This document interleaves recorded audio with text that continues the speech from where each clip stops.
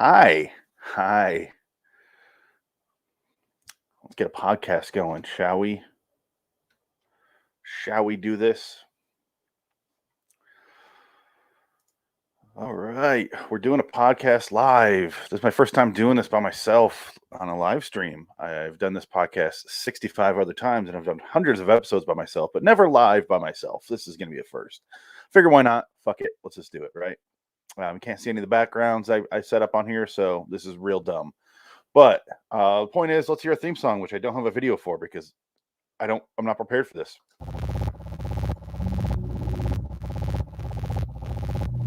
This is weird, right?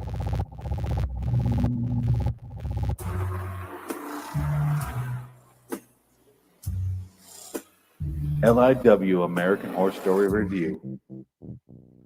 Hello, citizens. Welcome to LIW American Horror Story Review, episode 66 for American Horror Stories 101 Rubber Whoa Man, Part 1. And I cannot not read that in the voice from So I Married an Axe Murderer. Whoa, man.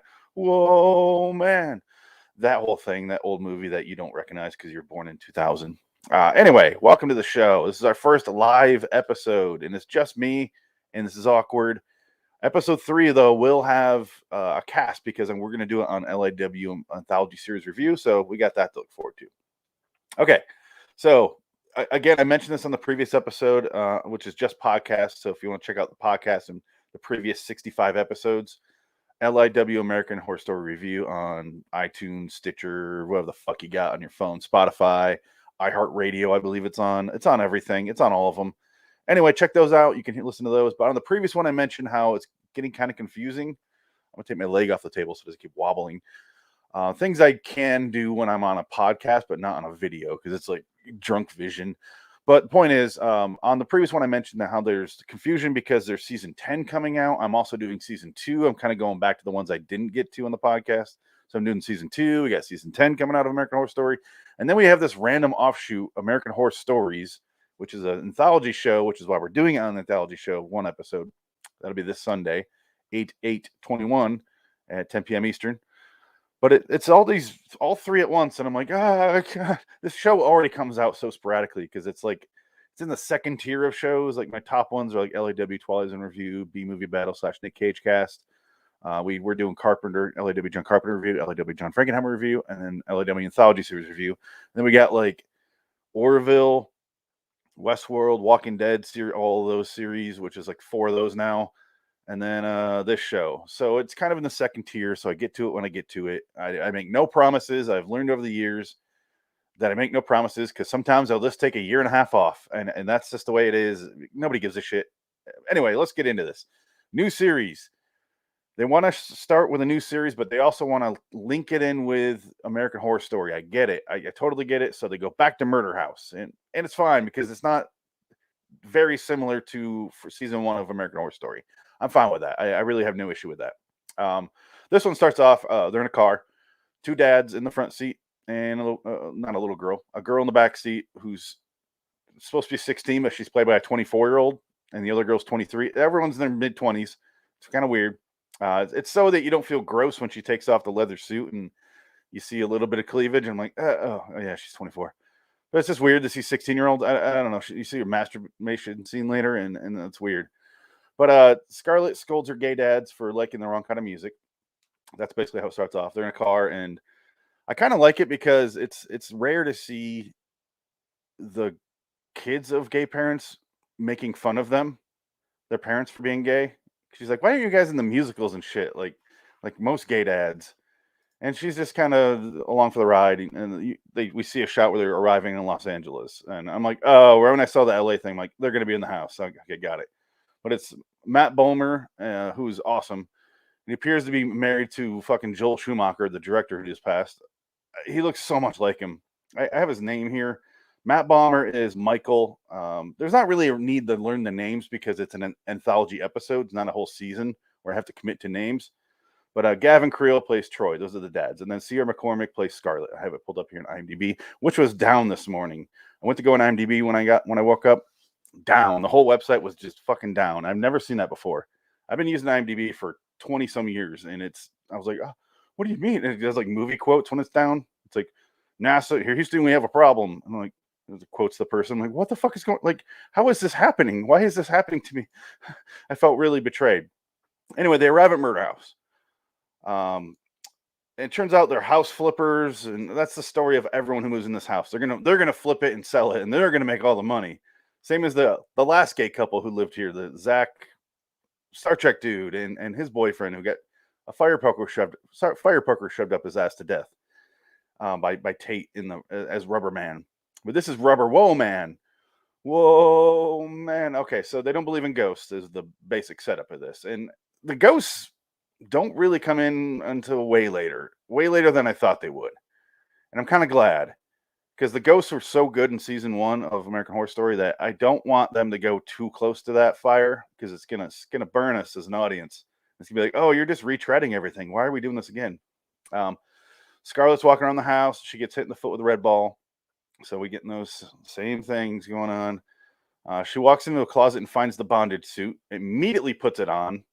Personally, I want to like spray it down, like disinfect it or something. I don't know who or what came in that suit before me. I don't literally came in that suit before me. I don't know. I don't want that. I don't want a rash. And this seems like a recipe for a rash, like one that doesn't go away, and you got to get like ointments and shit. It just seems like a bad idea, lady, to throw it on. But you're 16, so I guess it's fine. But yeah, she puts it on, and they start doing the Kill Bill whistle, which they do throughout these episodes, I should say. That thing, that whole thing where Ellie's walking down the hallway and she's got the eye patch and getting the syringe ready. You don't owe her shit. That part. Anyway, we cut to class, and I thought it was like day one because she's talking about how she has to go to a new school now. But I guess they fast forward 6 months or 7. Who fucking knows how long? Because she's in class and they're talking about fear, and she's like, "Fear is not the worst thing ever." Or Scarlett says this. Shame is what makes us not be who we are. And people can get over fear. People can't get over shame. I'm like, people can. People do awful things and just don't give a shit. You just gotta justify it to yourself. That's how you get over shame. That's the only way. Some girl named Maya in her class starts doing like that, fucking sexual things to her, and she's like, I'm like, is Maya 30? Turns out she's Paris Jackson. I guess that's a musician. I don't know who she is, and I guess she's one of the leads in season 10 of American Horror Story, the double feature season, which looks like it's gonna be a glorious clusterfuck. I can't wait for that. I just made a poster for it today. It's the one that's in the background here. Let me. And if you look at the two posters for the show online, you'll know what that's referencing. But it looks interesting. Anyway, she looks like she's 30. Apparently, she's supposed to be 16 also, but she looks like she's 32. Like, looks like she doesn't look old. She just looks way the fuck older than a teenager. Scarlett. What am I going to say here? I was going to say two things. The dads are at home and they're in their bedroom and they're kind of talking and fucking around. And all of a sudden, the fucking rubber woman bursts in the room with a knife, and she's like, ah! And she's like, oh, get out! We'll give you anything. Just get the fuck out of our house. Oh, please, please. And ends up being Scarlett in there. They freak out. I'm kind of jumping forward a little bit, aren't I? Because I jump forward quite a bit. That's why I paused, because I was like, am I really talking about this now? Maya was in the classroom flirting with her. I guess let's backtrack a little bit. Fuck it. This is so unprofessional. I'm so sorry. For my first live one, there's a conversation she has with her friend. I forget her name. I don't fucking no, Nicole's not the one. Some girl, and she's like, I think Maya's fucking with you. She's not really interested in you. She's like, maybe. I don't think so, but maybe. And then we cut to Scarlett at night masturbating in her bed, thinking about Maya, and she starts strangling the living shit out of Maya, literally the living shit. And then she has a nightmare in the night where Rubber Man comes to her and spooky Rubber Man nightmares, on the ceiling and shit. For some reason, Rubber Man loves to be up on the ceiling. And why is it called Rubber Man when the suit is latex? It should be Latex Man. But that sounds like a condom cartoon character that sells you Trojans. So they're not going to call him Latex Man. Because that suit, rubber, would weigh a fucking shit ton. And it would be not sexy at all. Rubber smells. Okay, so Maya starts texting Scarlett. She invites her over for some oral sex. She's like, maybe. There's like a slumber party thing going on. She's like, yeah, I'll try. The next day, the dads talked to her about her disturbing porn because they found a bunch of like bondage and torture porn on the computer. She's like, "You're spying on me." Like, maybe they fucking should be if that's what if that's what they're finding. Like, I don't get that stuff. I just don't. I'm very vanilla when it comes to sex. I'll be honest. But what are you getting out of watching someone else be in pain? Like, you got to be a sadist, and it turns out she is. That's kind of the point. But people who aren't sadists and into that shit and just like, I get wanting to be in that situation, but I can't imagine fetishizing the watching someone else do it, because if it's the pain that you're into, I don't get pain across the screen. Like, I don't feel it's just it's hard to envision feeling the emotions of the people being tortured in those videos. Whatever. I don't get again, I don't get it, but this is when Scarlett in the middle of the night scares her dad's in the suit. They start to like, I'm not talking, like, you're grounded, and she accidentally cuts the Joel Schumacher dad's arm, Troy. I'm looking at the character names because I don't fucking remember them. I barely remember that her name's Scarlett.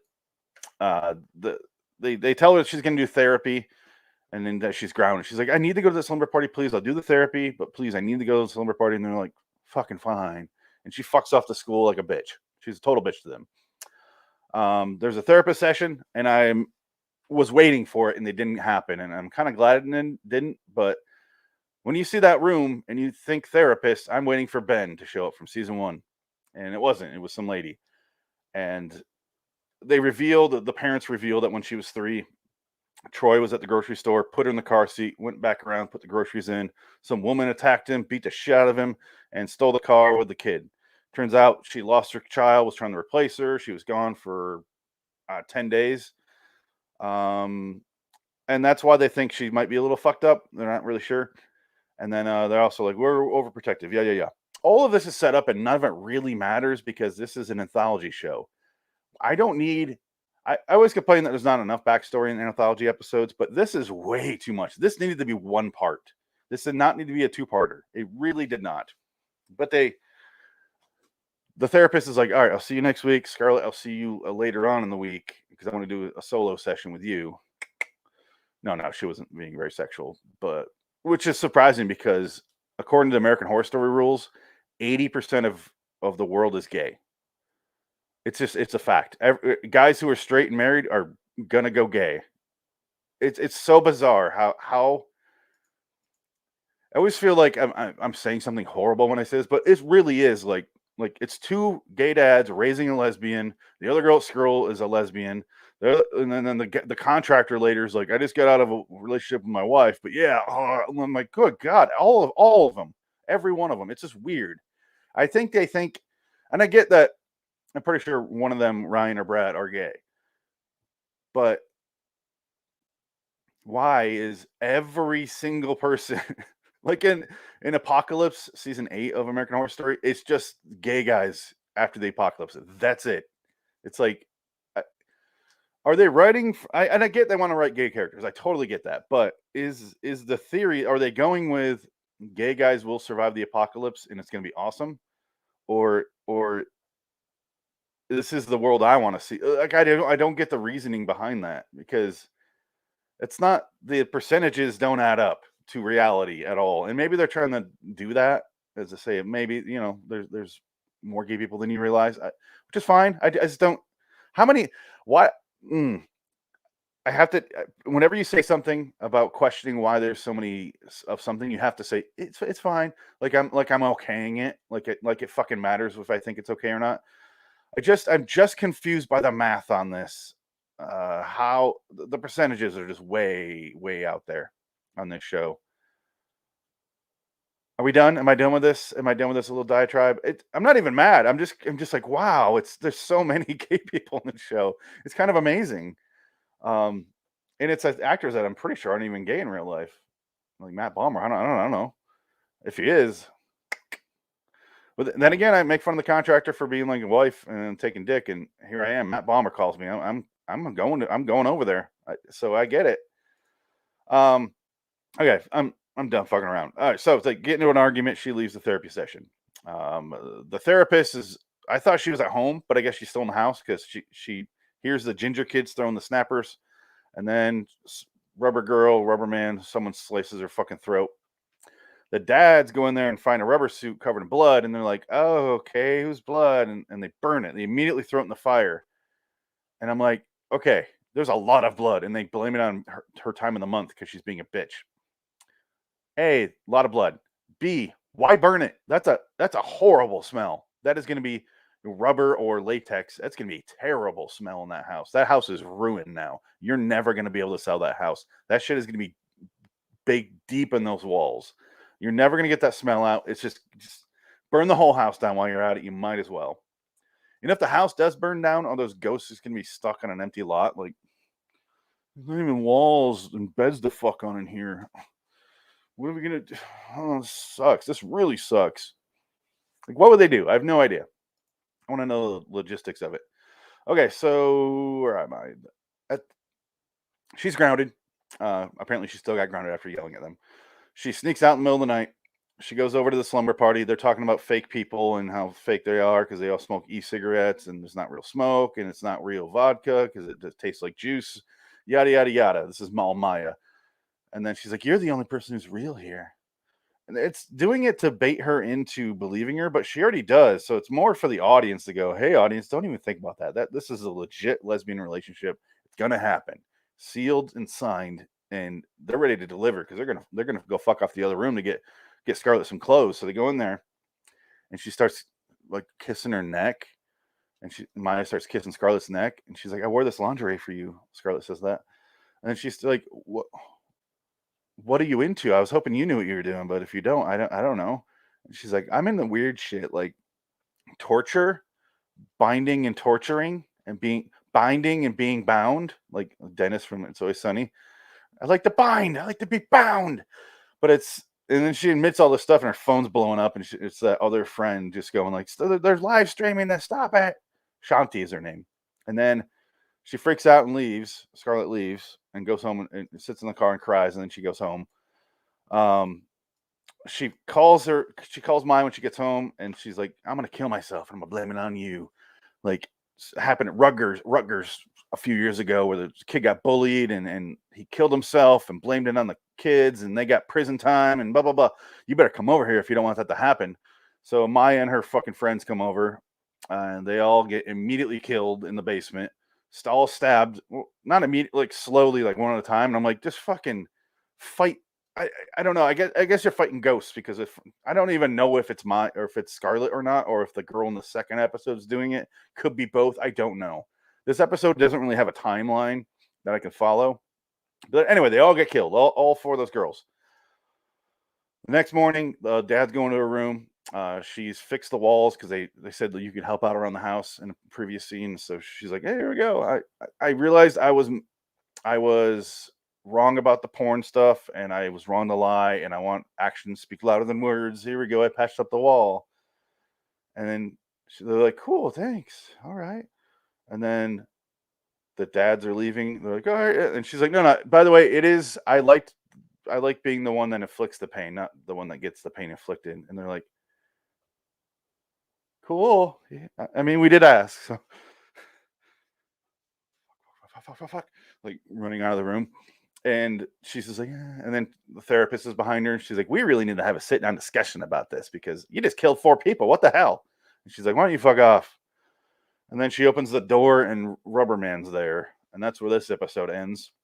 And I saw a bunch of reviews for this on IMDb. Like people, they do their little, this is what I thought about this episode. And it was like, the acting is atrocious. It's so bad. It's unwatchable. And I'm like, I liked everyone in this episode. I thought it was fine.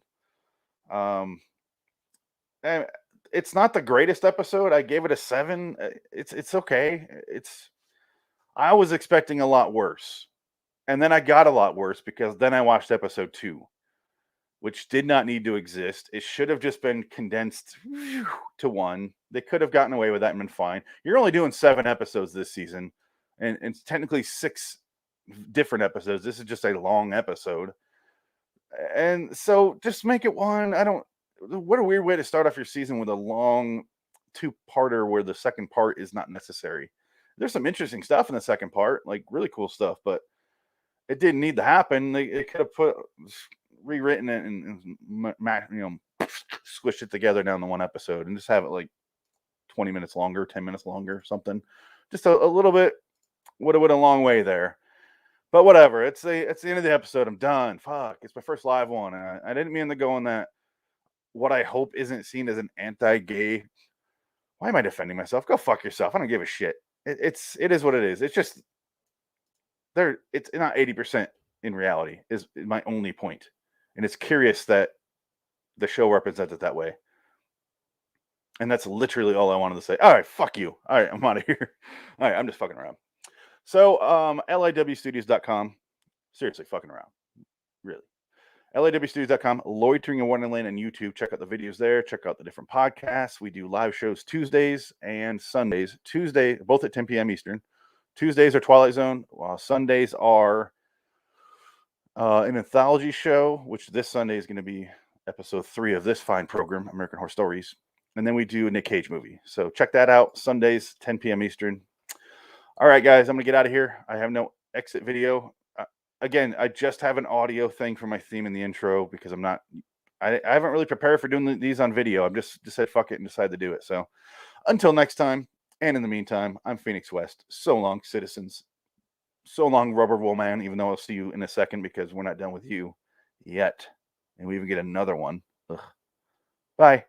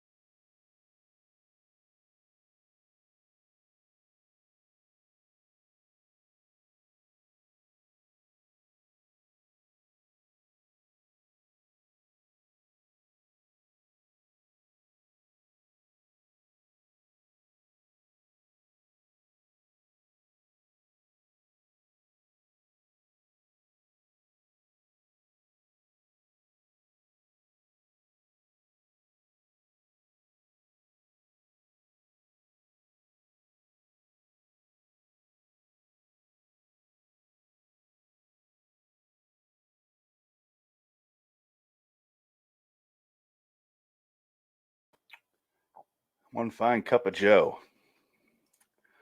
One fine cup of Joe indeed. Ready for the second one. Let's go. Let's just do a theme song while I drink my nice cup of Joe.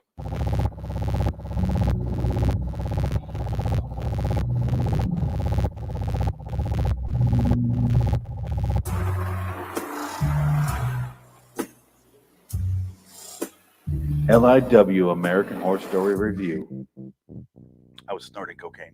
Hello, citizens. Welcome to LIW American Horror Story Review, episode 67 for American Horror Stories, plural.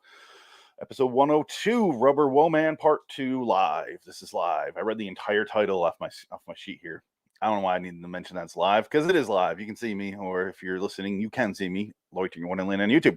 All right, so Part 2 of Rubber Wool Man. Again, I said in the last one, this episode does not need to exist.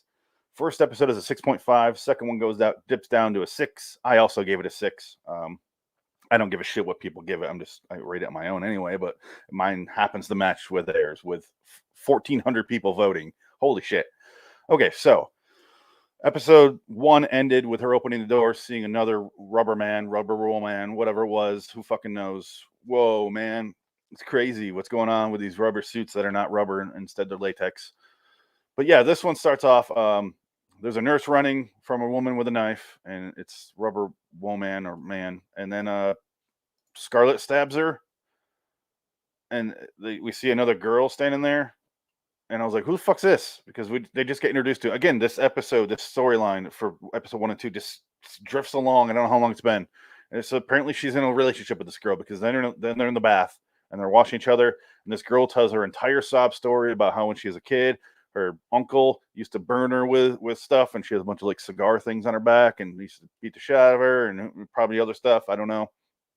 And then she realizes that her uncle wasn't her real uncle, that her parents sold her when they were just done with her and they needed money for junk, drugs or whatever. And then she's like, "Hey, Scarlett, I'm a ghost. You should be a ghost. Kill yourself. We can be together forever." And she's like, "Oh, I don't want to do that." And she's like, "Okay," and drifts away into the water and turns into nothing. I'm like, "Oh, we're setting up some shit here that does not pay off the way I expected or wanted or cared." So the police are in the therapy lounge, which is what I guess I'll call it. It's Ben's office. They're talking to the dads about the missing girls and how basically asking if they have any information on where those girls are. I guess I'll change the banner on the live stream. There we go. The dads are like, "I told you, like she was in bed and she went to sleep and she doesn't know anything." It's like, "Okay, well, we've tracked the phones and their Snapchats sent them here, and then we saw the text or the call saying that she called them right then, and then we see the Snapchat, and then their phones die, and then all of a sudden their cars are back at their houses, and a little suspicious what's going on." She's like, "And then what? Ran home, a girl that failed gym class, and that whole thing." And then they're like, oh, "Okay, maybe we need a talk to our lawyer." It's probably a good idea at this point, right? Um, the therapist won't stop bothering her about needing therapy because she's a fucking psychopath. Scarlett is, and then the four girls show up and kill her, and then Ruby chases them off because they're like, "Let's kill her here. We can kill her forever because we're mad that you killed us, even though we did horrible things to you, and let's do this and that." And Ruby's like, "Get the fuck out." Ruby, I don't often say this, and I don't know who this actress is. It's a I don't know how to say her name. Kaia, Kaya Gerber. No, I'm sorry. I didn't. I every line you write, I'm like, "Oh, sweetie, like, oh, come on." And you can make fun of my podcast all day. I don't care. I agree. But I watched her. I'm like, everyone else is really good, and every line she says is, I don't buy her as the bad girl with a knife. I'm like, get the fuck out of here. I'll cut you. I'll chop you up into pieces and slice your faces out. And I'm like, no, because it reads like, "You get out of here, or I'll cut your face, and that'll hurt. And get out, and you don't touch her. I'm watching." And you're like, "Are- is this rehearsal? What are we doing? What are we doing with this?" Okay, so therapy session number 2. She's dead, the therapist, but she's still doing her therapy session because she loves her job. Apparently, she's talking to the two dads. Matt Bomer's character Michael reveals that he believes in ghosts a little bit because he saw Piggy Man, because he opened the thing and saw Piggy Man, even though you're supposed to say Piggy Man in the mirror, as per Eric Stone Street in season 1. But I guess he's just there. I don't fucking know. Um, End of therapy session 2. um, they decide we can't do this on our own. We're bleeding money. We need to sell this house now. They decide to have a contractor. He comes over and he's a huge fucking asshole because he's looking around and he's like, "Okay, yeah, you guys doing this yourself?" And he's like, "Yeah, there's a lot of YouTube." Troy's talking to him. He's like, "Yeah, a lot of YouTube tutorials you can really learn a lot from." He's like, "Cool, cool." "So who did this?" And he's like, "Oh, my daughter. She wanted to help out." And she's like, "Is she disabled? Is she like mentally incompetent? Did you guys like hit her in the back of the head with a hammer like every 6 weeks or so since she was a baby? Because this is awful. This is fucking terrible.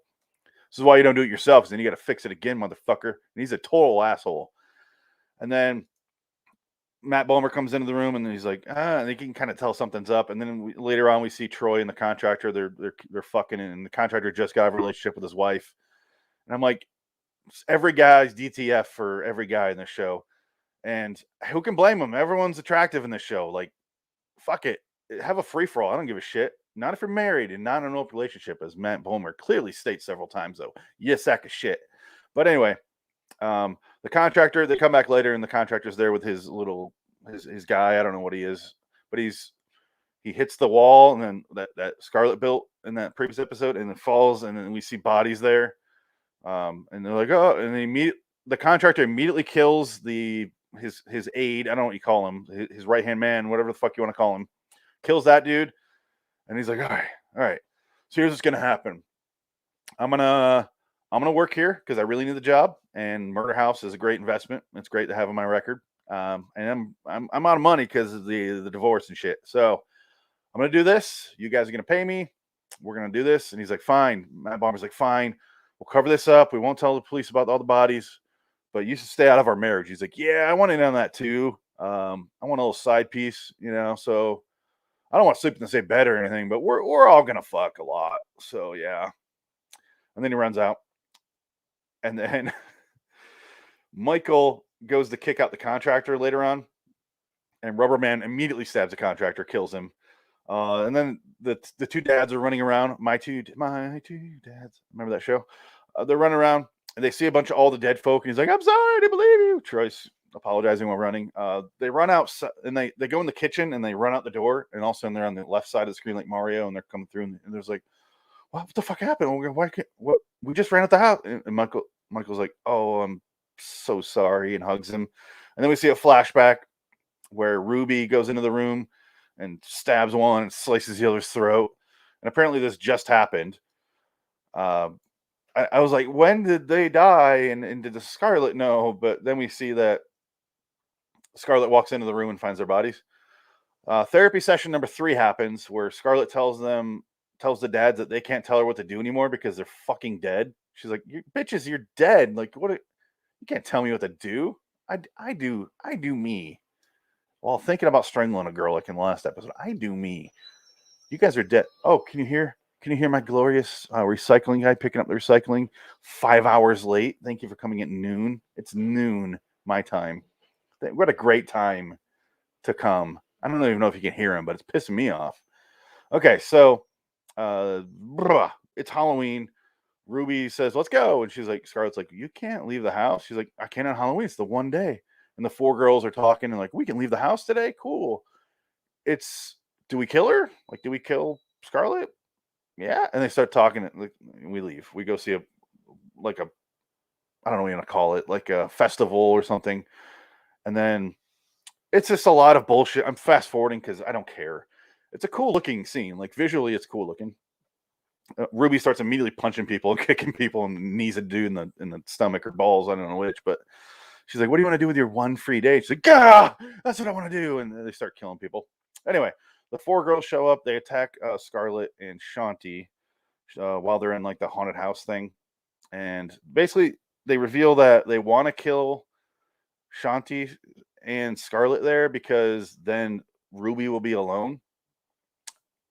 And that's a dick move. And then they run away. And then the 4 girls leave. And some guy recognizes Nicole, one of the girls that died, played by Selena Sloan. No, Valerie Liu. Sorry. I was reading Erin. I don't know their character names. It doesn't matter. It really does not matter. They're all good actresses. They're fine, except for Ruby, but they're all fine and they were great. But it's an anthology series, a show. I do not need to know their names. They didn't need to name them. It didn't matter. They leave. They go back to the house, and they're standing outside the gate. And Scarlett's like, "I need to go in and get my shit, and I'll leave this house forever." I thought she's saying, "I'll come out and you can kill me, but let me go get my shit, and then I'll say goodbye to my dad's." And she's like, "Okay, we can do that." Maya's like, "Fine. We were dicks to you. I guess it's fine." She goes in, gets her shit, says goodbye to her dad's, and she's like, "Where are you gonna go?" She's like, "I don't know. Doesn't really matter. I'm not going to school. Fuck that. Fuck you." And then she goes outside, and I guess they don't kill her. I guess the agreement really was you can leave the house as long as you don't come back. 10 months later, Scarlett calls Ruby and reveals that she found her uncle, and she's gonna kill him. And Ruby's like, "Cool." And there's like a whole like sorority house, and she says she's living in a sitcom where they're all like making breakfast, and it looks like a fucking fun time. Not to do for an eternity though. That will get old real quick, real quick. Anyway, she kills the uncle. And then they do like a thing where the narrator switches to Ruby, and she's doing the narration like why did I say that twice in a different way? That was stupid. But she's doing the narration saying like, "You know what? Time passes in different ways, and once a year she'll come to me." And we see Scarlett come into the house, and she's got like a butch lesbian cut, and she's like a greaser. It's weird. I'd show a picture if I had one, but I don't care. but she's all weird looking, and she's like at the door, and they start kissing. I'm like, so every year on Halloween, she goes outside the house and just waits. I'm like, okay, so they got one day a year to be together. But it seems like she's killing people like crazy, Scarlet. So how long can this really go on for? I don't know. I don't think she's gonna get her shit together. This Scarlet. You don't get over being a serial killer and not getting caught, and just you don't just go. You know what? I think I did this long enough. I need to get out of the game. You know, the game outgrew me. Just maybe I'll pick up like pottery, do something with pots. I don't know, stitching.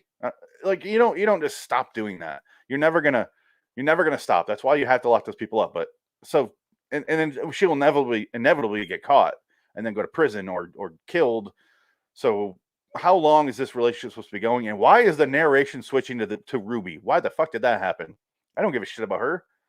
Which one's Rubber Woman? Which one? Both? Is there two different Rubber Womans? Womans? Why? So it's Scarlet in the first one, Ruby in the second one. What is that? Why? None of it mattered. If they would have ended it the way they ended it and just made both parts into one, would have been way better. Because I would have tolerated all the Ruby lines a lot easier, and it would have made. I think it would have made it all mean more. But instead, it's stretched out over two, and I can't keep track of when it's happening, or I don't care when it's happening. And but again, I expected way worse. So as much as I'm nitpicking the length of it and why there's two episodes, I'm fine watching it. I gave the first one a 7. I gave this one a 6. Good scores, not great. Could have been a lot worse. It could have been a lot worse, and I don't regret watching it.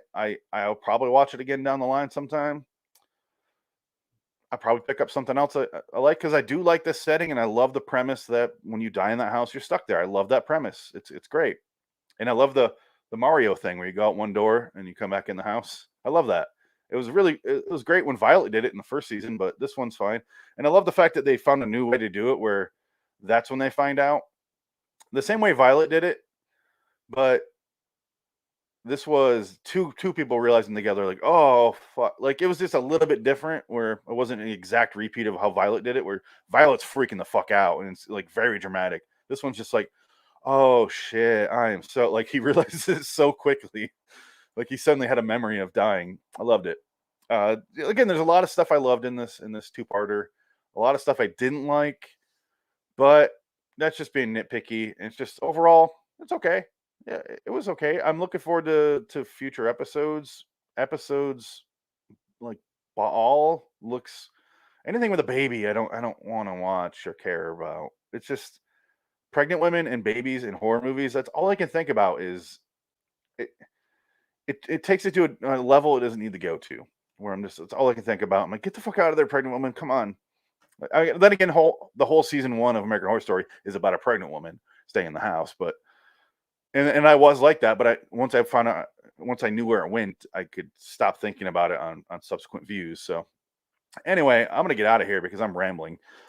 LIWstudios.com. Loitering or Wonderland on YouTube every every Tuesday night is Twilight Zone. We do a couple Twilight Zone episode reviews on this live stream here. 10 p.m. Eastern. On Sundays, 10 p.m. Eastern, we do an anthology show, and then we do a Nick Cage movie.